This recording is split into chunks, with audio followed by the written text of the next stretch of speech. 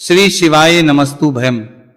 दोस्तों, जैसा कि आप सभी लोग जानते हैं कि 30 जून 2026 यानी मंगलवार को पड़ रही है आषाढ़ मास की कृष्ण पक्ष प्रतिपदा तिथि।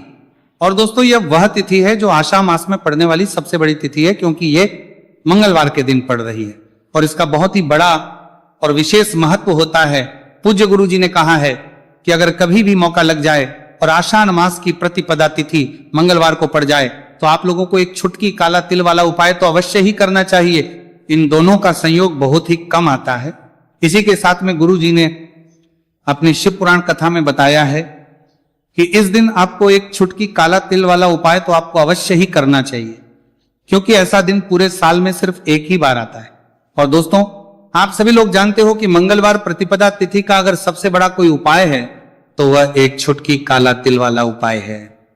तो दोस्तों, मंगलवार प्रतिपदा तिथि के दिन आप लोगों को इस एक छुटकी काला तिल वाला उपाय को जरूर करना है।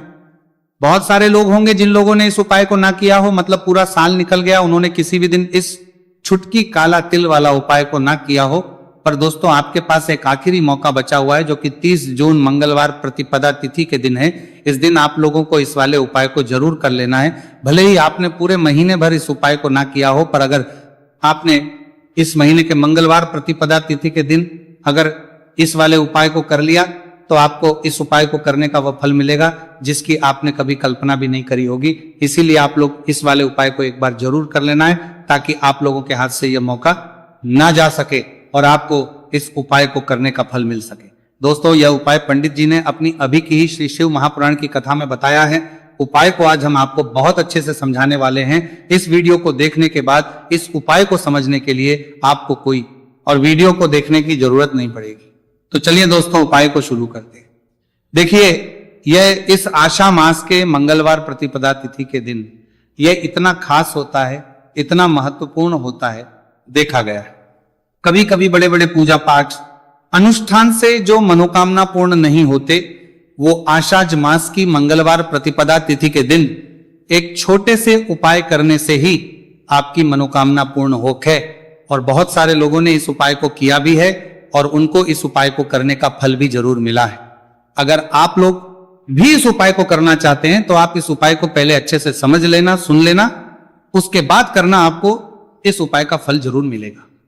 और इस उपाय को कर लेने से आपके घर में चाहे किसी भी प्रकार की दुख और समस्या क्यों ना चल रही हो, आपको उसका कारण भी नहीं पता है कि भाई यह समस्या किस कारण से चल रही, उसका कुछ भी कारण हो सकता है, जैसे पितृदोष हो सकता है या किसी भी तरह का मंगल दोष भी हो सकता है। तो इस दिन आप लोगों को ये वाला उपाय कर लेना है। ये एक ऐसा उपाय है जिस उपाय को अगर किसी विशेष दिन पर किया जाए तो भाई उस विशेष दिन का जो है वह तो हमें मिलता ही मिलता है, पर हमने उस दिन पर इस उपाय को किया है तो हमें उससे भी बड़ा फल मिलता है और फल बहुत जल्दी मिलता है, क्योंकि आप इस उपाय को बहुत ही बड़े और विशेष दिन पर रहे हो।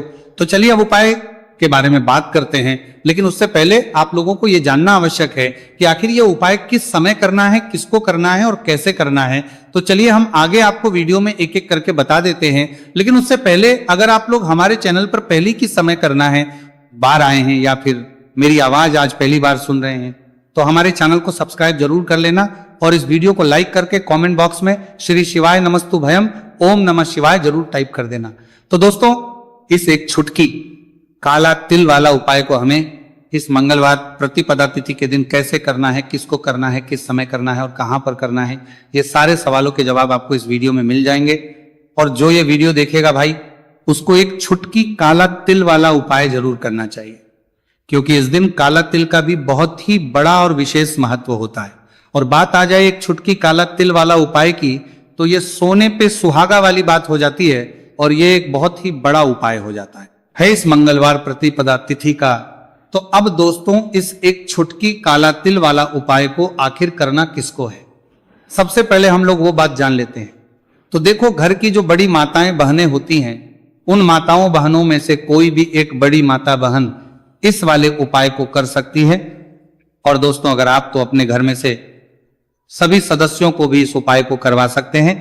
अगर किसी व्यक्ति की खुद की कोई मनोकामना है, खुद की कोई दुख और परेशानी है जो कि वह अपने लिए ही करना चाहता है इस वाले उपाय को, तो वो खुद अपने लिए भी कर सकता है। बाकी अगर कोई घर में से ऐसा है जो कि अपने पूरे घर परिवार की सुख और शांति के लिए ये वाला उपाय करना चाहता है, तो भाई वो भी कर सकता है, उसमें भी कोई दिक्कत वाली बात नहीं है। कहने का मतलब है कि इस उपाय को हर एक सदस्य भी कर सकता है। और पूरे घर परिवार के सदस्य के लिए घर की बड़ी माताओं बहनों में से कोई एक माता बहन भी कर सकती है। माताएं बहनें अगर घर में उपस्थित ना हो या वही ये वाला उपाय ना कर पा रही हो तो फिर घर का कोई बड़ा सदस्य भी इस एक छुटकी काला तिल वाला उपाय को कर सकता है, चाहे फिर वो पुरुष ही क्यों ना हो, उसमें कोई भी दिक्कत वाली बात नहीं है। उसके बाद में दोस्तों जो अगला प्रश्न निकल आता है वो ये आता है, इस उपाय को लेकर के आखिर इस उपाय को हमें किस समय करना है, सुबह के समय करना है कि शाम के समय करना है।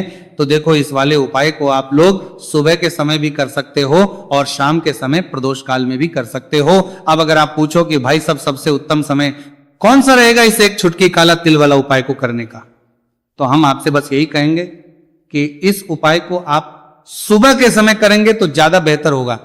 बाकी अगर प्रदोष काल शाम के समय भी करेंगे तो भी अच्छा होगा, उसमें कोई भी दिक्कत वाली बात नहीं है।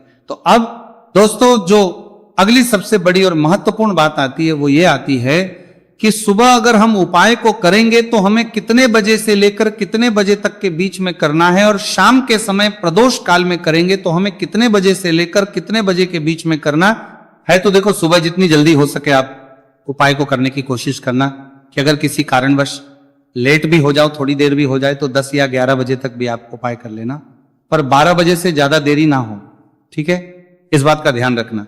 उसके बाद में दोस्तों अगर शाम के समय प्रदोष काल की बात करें, प्रदोष काल का जो समय है होता है वो शाम के 6 बजे से शुरू हो जाता है। मतलब शाम के 6 बजे से लेकर 7 बजे के बीच का जो समय होता है यह समय प्रदोष काल का समय होता है। तो आप उपाय को 7 या 8 बजे के बीच में भी कर सकते हो। मतलब शाम के 6 बजे से रात 8 बजे के बीच में आप कभी भी इस वाले उपाय को कर सकते हो, उसमें कोई भी दिक्कत वाली बात नहीं है।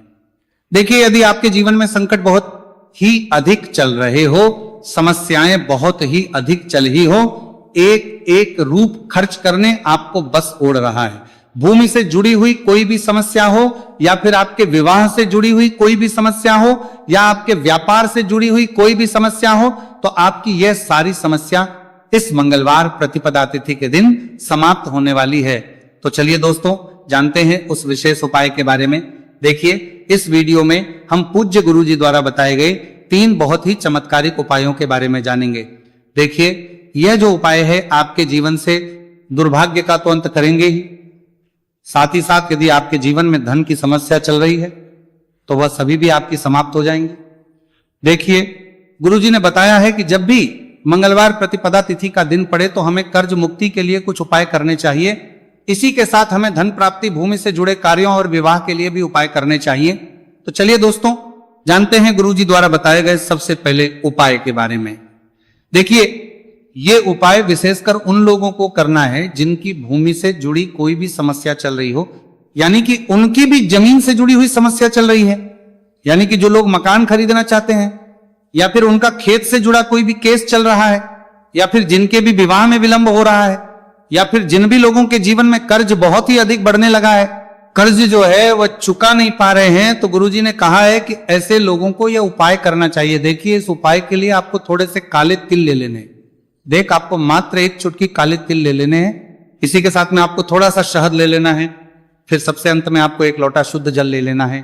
तांबे के पात्र के अंदर आपको अपने घर से शुद्ध जल ले लेना है और इन सभी सामग्रियों को आपको लेकर के पहुंच जाना है। भगवान शिव के मंदिर में देखिए पूज्य गुरुजी ने बताया है कि इस उपाय को आप सुबह से लेकर के शाम तक किसी भी समय में कर सकते हैं। देखिए मंदिर पहुंचने के आप जो काले तिल लेकर के गए थे उनमें आपको थोड़ा सा शहद लगा लेना है। देखिए आप जो शहद लेकर के आए हैं उस शहद में आपको यह काले तिल अच्छे से डुबो देना है और शहद से युक्त ये जो काले तिल हैं इन्हें आपको शिवलिंग पर अर्पित कर देने हैं या फिर आपको शिवलिंग के चारों तरफ अच्छे से काले तिल का लेपन कर देना है। पूज्य गुरुजी ने बताया है कि लेपन करते समय यदि आपके जीवन में कर्ज से जुड़ी समस्याएं चल रही हैं, लेपन करते समय आपको आर्यन मुक्तेश्वर महादेव का स्मरण करना है या फिर आपके जीवन में विवाह से संबंधित या फिर जमीन से संबंधित कोई भी समस्या चल रही है तो फिर आपको मंगलेश्वर महादेव का स्मरण करना है। इसके बाद जो आप जल लेकर के आए हैं उसे आपको धीरे धीरे शिवलिंग पर अर्पित कर देना है तथा आपको लगातार शिव महापुराण के मूल मंत्र श्री शिवाय नमस्तु भयम इस मंत्र का जाप करते रहना है।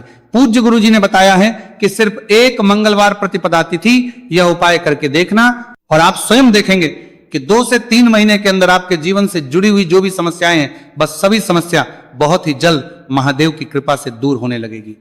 तो दोस्तों इस प्रकार से आपको यह पहला उपाय ना है।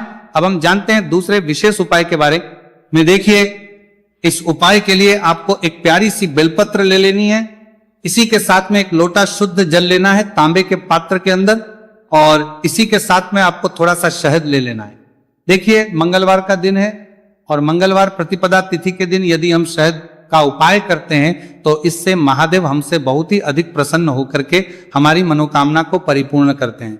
देखिए दोस्तों, यदि आपको बेलपत्र नहीं मिल पाती है तो आप भगवान शिव के शिवलिंग पर जो बेलपत्र छड़ी हुई होती है उसे शुद्ध जल से धो करके उसका उपयोग कर सकते हैं। तो इन सभी सामग्रियों को आपको भगवान शिव के मंदिर में लेकर के पहुंच जाना है। गुरुजी ने कहा है कि इस उपाय को भी आप सुबह से लेकर के शाम तक किसी भी समय में कर सकते हैं। देखिए, मंदिर पहुंचने के बाद आपके पास जो एक बेलपत्र है और बेलपत्र की जो सबसे बड़ी वाली पत्ती होती है और उसकी जो चिकनी साइड होती है उस पर आपको अच्छे से शहद का लेपन कर देना है। यानी कि बेलपत्र की बड़ी वाली पत्ती पर, पूरी ही पत्ती पर अच्छे से शहद लगा देना है। अब देखिए, ये जो बेलपत्र है इसे आपको अपने सीधे हाथ की हथेली पर रखना है और आपके जो भी कार्य अटक रहे हैं।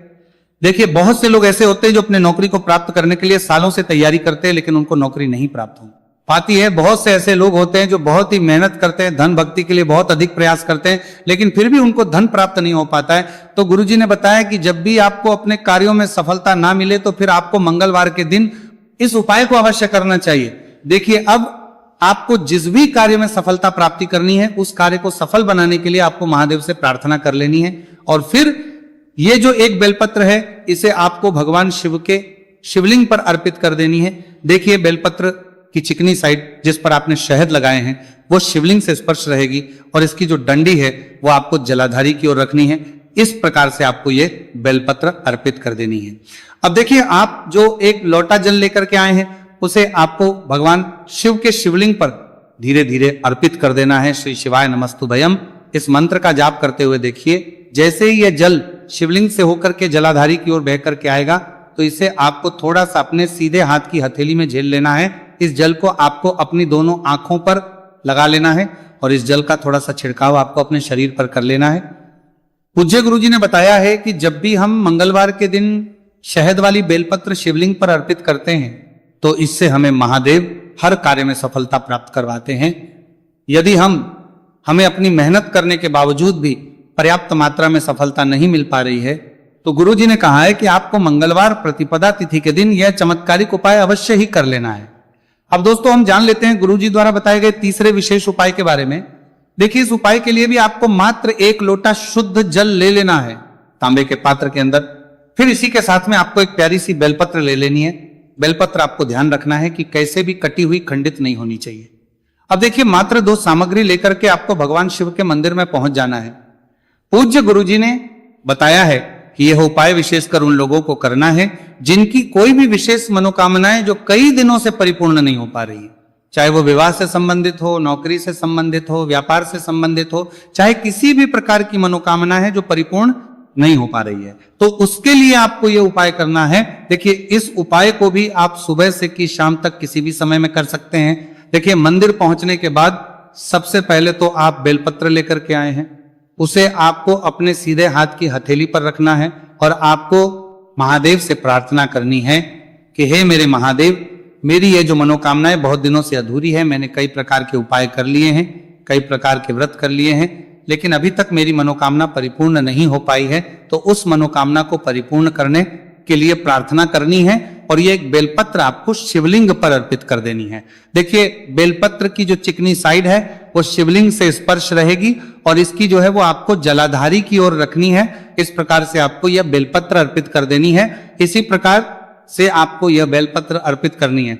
अब देखिए, आप जो एक लोटा शुद्ध जल लेकर के आए हैं इसे आपको धीरे धीरे शिवलिंग पर अर्पित कर देना है। इस मंत्र का जाप करते हुए देखिए, जल अर्पित करते हुए आपको कम से कम 11 बार श्री शिवाय नमस्तुभयम या फिर ओम नमः शिवाय इस मंत्र का जाप कर लेना है।